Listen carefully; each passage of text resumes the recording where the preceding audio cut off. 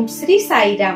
परमाराध्य परम प्रेममय परम करुणामय प्राणसखा भगवान को चरण कमल रे कोटि कोटि प्रणति।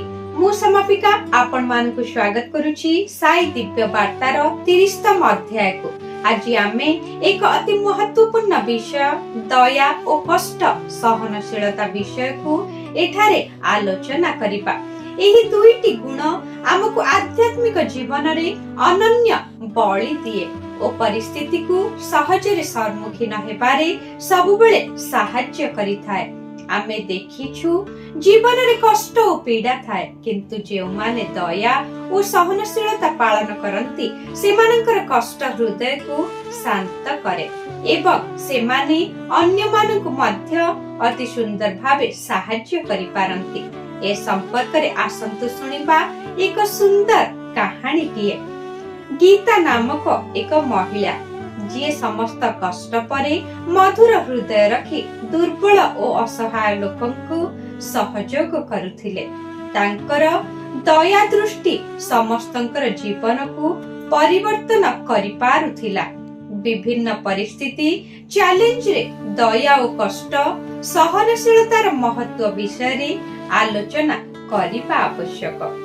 दया केवल एक भावना नुहे बरं जीवन पाई एक शक्तिशाली बल।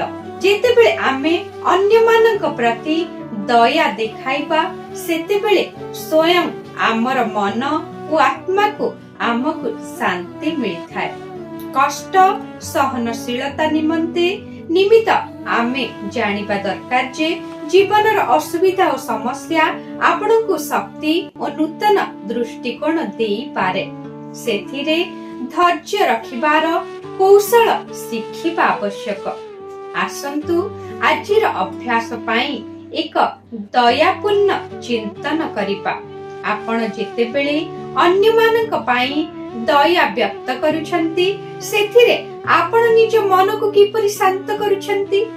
जदि आपणको आजिर भिडियोटी भल लागिला तेबे दया करी लाइक करंतु, शेयर करंतु एवं आम चैनल को सब्सक्राइब करंतु। आपणकर समीक्षा और मंतव्य तळे कमेंट माध्यम रे दियंतु।